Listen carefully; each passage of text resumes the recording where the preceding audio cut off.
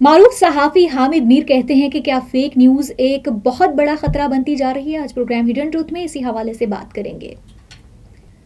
جی ہاں ناظرین، fake news ایک بین الاقوامی مسئلہ ہے۔ اس کی سب سے بڑی مثال یہ ہے کہ پولیو ویکسین کے بارے میں پاکستان کے بہت سے لوگ ابھی تک اس غلط فہمی کا شکار ہیں کہ یہ ویکسین مسلمانوں کی آبادی کم کرنے کے لیے ایک مغربی سازش ہے، اور جن بچوں کو پولیو ویکسین کے قطرے پلائے جاتے ہیں وہ بانجھ پن کا شکار ہو جاتے ہیں۔ اس غلط فہمی کی وجہ سے پاکستان اور افغانستان میں ابھی بھی جو ہے پولیو جیسی خطرناک بیماری کا خاتمہ نہیں ہو سکا، اور آج بھی کچھ علاقوں میں پولیو ورکرز پر حملے کیے جاتے ہیں۔ کیا پولیو ویکسین کے بارے میں فیک نیوز پھیلانے کا ذمہ دار کوئی اخبار یا ٹی وی چینل ہے؟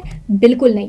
پولیو کے خلاف مہم کو زیادہ نقصان ایبٹ آباد میں اسامہ بن لادن کے خلاف آپریشن کے بعد پہنچا، جب پتہ چلا کہ ایک امریکی خفیہ ادارے نے مارچ 2011 میں ایبٹ آباد کی بلال کالونی میں القاعدہ کے سربراہ اسامہ بن لادن کے DNA کے نمونے حاصل کرنے کے لیے ہیپاٹائٹس کی جعلی ویکسین مہم چلائی۔ جعلی ویکسین مہم چلانے کے الزام میں ڈاکٹر شکیل آفریدی کو 2012 میں 33 سال قید کی سزا دی گئی، لیکن الزام یہ لگایا گیا کہ شکیل آفریدی کا ایک عسکریت پسند منگل باغ کے ساتھ تعلق تھا۔ جب شکیل آفریدی نے اس الزام کو اعلیٰ عدالتوں میں چیلنج کیا تو پھر 2013 میں اس پر قتل کا مقدمہ قائم کیا گیا، اور الزام لگایا گیا کہ 8 سال پہلے اس کے غلط علاج کے باعث اس کا ایک مریض جاں بحق ہو گیا۔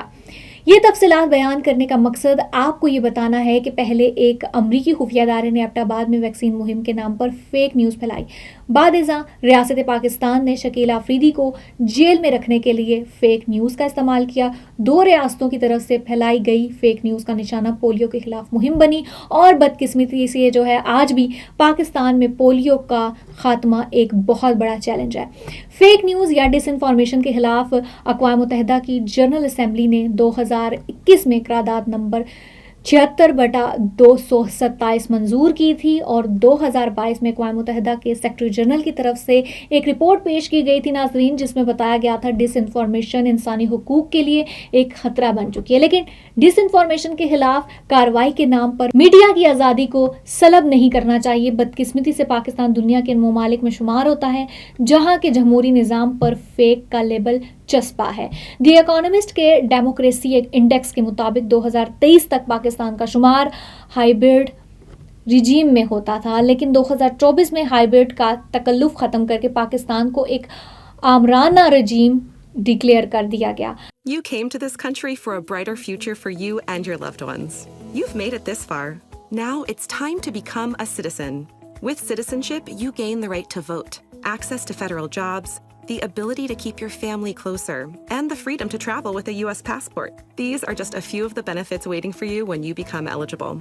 We're here to help you through the process with free resources and personalized guidance. Together, we can make it easier. Get started at becomeacitizentoday.com. جس ریاست کو بین الاقوامی ادارے ایک جمہوریت تسلیم نہیں کرتے، وہ ریاست جب اپنے آپ کو جمہوری کہتی ہے تو یہ بھی فیک نیوز پھیلانے کے زمرے میں آتا ہے۔ حال ہی میں پاکستان کی قومی اسمبلی نے پیکا ترمیمی ایکٹ 2025 منظور کیا ہے، جس کا مقصد فیک نیوز کا خاتمہ قرار دیا گیا ہے۔ اس قانون کے تحت وفاقی حکومت سوشل میڈیا کو ریگولیٹ کرنے کے لیے ایک اتھارٹی قائم کرے گی، اور یہ اتھارٹی فیک نیوز کا سدباب کرے گی۔ ہم سب جانتے ہیں کہ یہ اتھارٹی ویسے ہی کام کرے گی جیسے Pakistan electronic media regulatory authority PEMRA کام کرتی ہے۔ کہنے کو پیمرا ایک خود مختار ادارہ ہے، لیکن خود پیمرا والے ہمیں بتاتے ہیں کہ انہیں کہاں سے احکامات ملتے ہیں۔ اس نئے قانون کی منظوری کے بعد ہمارے خفیہ ادارے فیک نیوز کے نام پر اپنے ناپسندیدہ صحافیوں اور سیاست دانوں کی پکڑ دھکڑ میں زیادہ آسانی محسوس کریں گے۔ دلچسپ معاملہ یہ ہے کہ مذکورہ قانون 1973 کے آئین سے متصادم ہے، لیکن آئین کے خالق جماعت پاکستان پیپلز پارٹی نے بھی اس خلاف آئین قانون کے حق میں ووٹ دیا ہے۔ پاکستان تحریک انصاف اور اپوزیشن کی کچھ دیگر جماعتوں نے پیکا ترمیمی ایکٹ 2025 کی مخالفت کی، لیکن ہم کیسے بھول جائیں کہ یہ ایکٹ دراصل اسی صدارتی آرڈیننس کا چربہ ہے جسے 2022 میں تحریک انصاف کی حکومت نے نافذ کیا تھا، اور ہم نے پیکا ترمیمی آرڈیننس 2022 کو اسلام آباد ہائی کورٹ میں چیلنج کیا تھا۔ فرق یہ ہے کہ 2022 میں ہم نے پیکا ترمیمی آرڈیننس کو عدالت میں چیلنج کیا تو ریلیف مل گیا تھا، لیکن 2025 میں عدالت سے ریلیف ملنے کی امید بہت کم ہے، کیونکہ پچھلے 3 سال میں ہماری امیدیں مسلسل زوال کا شکار رہی ہیں۔ سوال یہ کہ جب فیک نیوز واقعی ایک خطرہ ہے تو پھر اس خطرے کا مقابلہ کیسے کیا جائے؟ سب سے پہلے تو ریاستی ادارے خود فیک نیوز پھیلانا بند کریں۔ 2016 میں مسلم لیگ نون کی حکومت نے پیکا ایکٹ کے تحت فیک نیوز کے خلاف جنگ کا اعلان کیا تھا، لیکن چند مہینوں کے اندر کچھ خفیہ اداروں نے FIA کے ذریعے پیکا ایکٹ کو اپنی مرضی کے مطابق استعمال کرنا شروع کر دیا تھا۔ پھر تحریک انصاف کی حکومت نے بھی یہی کچھ کیا اور اب مسلم لیگ نون کی حکومت بھی یہی کچھ کر رہی ہے۔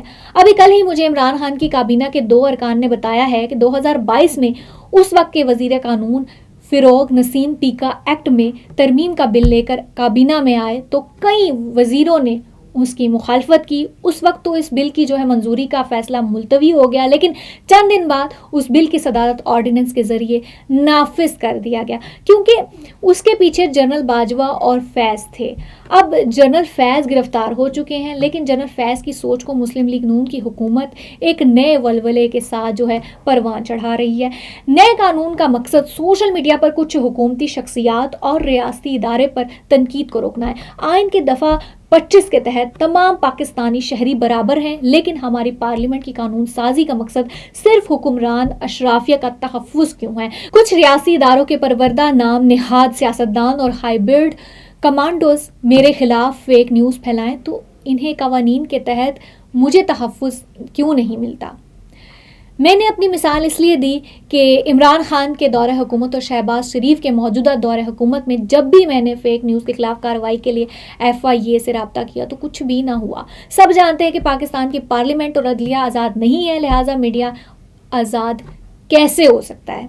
میڈیا کو کنٹرول کرنے کے لیے پہلے ہی کئی قوانین موجود ہیں، اب مزید قوانین بنائے جا رہے ہیں جو آئین سے بھی متصادم ہیں اور عالمی قوانین سے بھی متصادم ہیں، اور اس کا خمیازہ پوری ریاست کو بھگتنا پڑے گا۔ اب پاکستان میں 8 فروری کے الیکشن پر سوال اٹھانا فیک نیوز کہلائے گا۔